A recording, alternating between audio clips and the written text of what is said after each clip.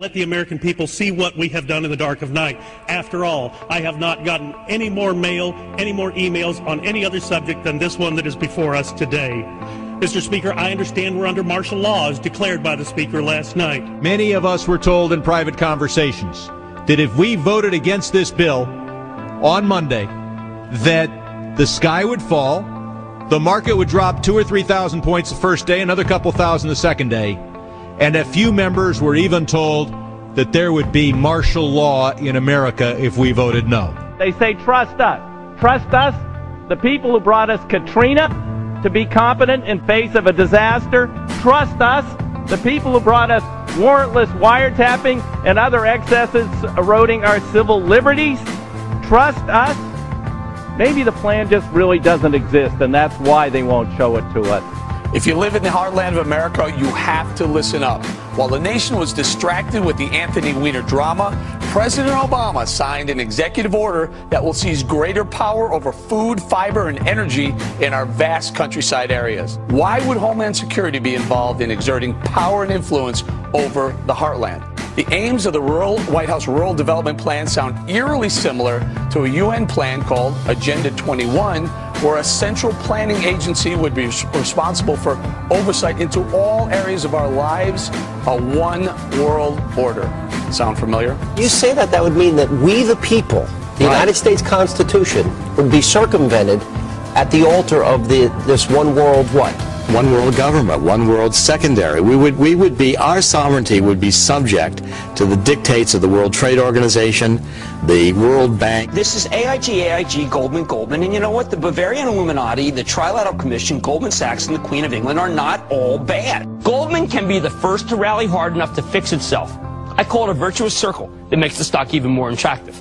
Oh, by the way, I am part, just like when I always play with an open hand, I am part of the powerful cabal of ex-Goldman associates that controls the world. We economic hitmen have created the world's first truly global empire. And it's the first empire in history that's been created primarily without the military. Out of the ruins, something new will take seed. I want to believe that we can not collapse, but change. And the whole world can change, and the whole world economy. And I think we have a really good shot at doing that. I really think he's going over there to try to create a one world order. God forbid this even that this happens in our country. Our country, as we know it now, will no longer exist. The thing that worries me the most is this health care bill, and why I'm scared about it. It's not about the health care. It's about the provisions that are in that bill.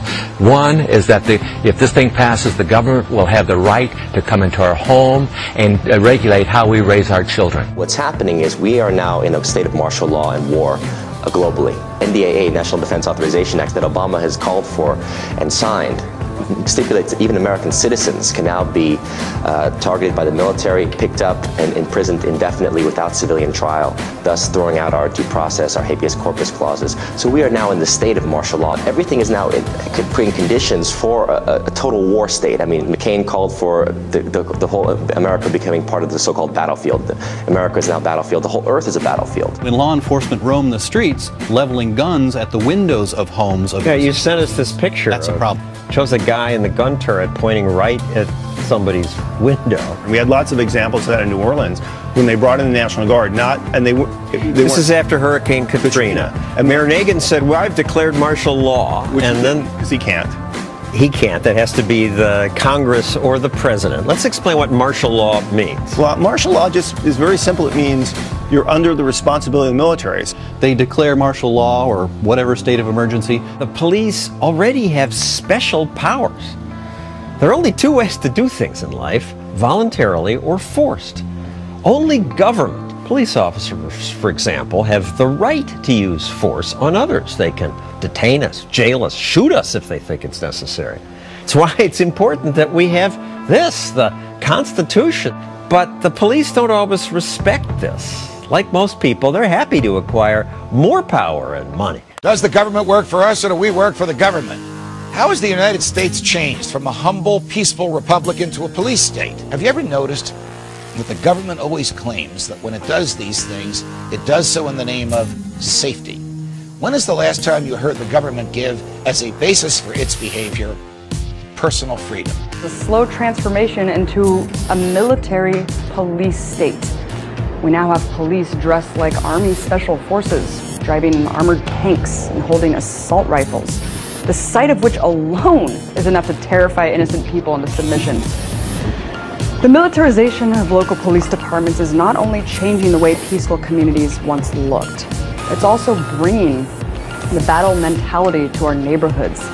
We may not see police as a threat to us now, but when peace officers are geared up like soldiers, they'll eventually act like they're going to war. Who could want a government that punishes people for speech, that lets its own agents write their own search warrants, that fights wars just to keep the military-industrial complex busy, that debases all you own by printing worthless money and putting it into the stream of commerce, that gives away more than half the tax dollars it collects, and that, despite express provisions in the Constitution to the contrary, permits the president to lock up whoever he wants and to throw away the key?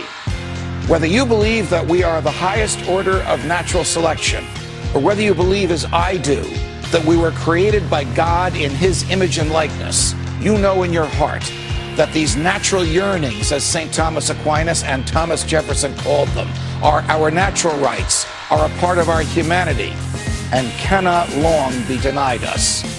And yet, they have been denied. America, the greatest losses to our freedom have come not from someone attacking us, but from the government ignoring the Constitution and the majority letting them get away with it. And we should make the government afraid of us. Afraid of us.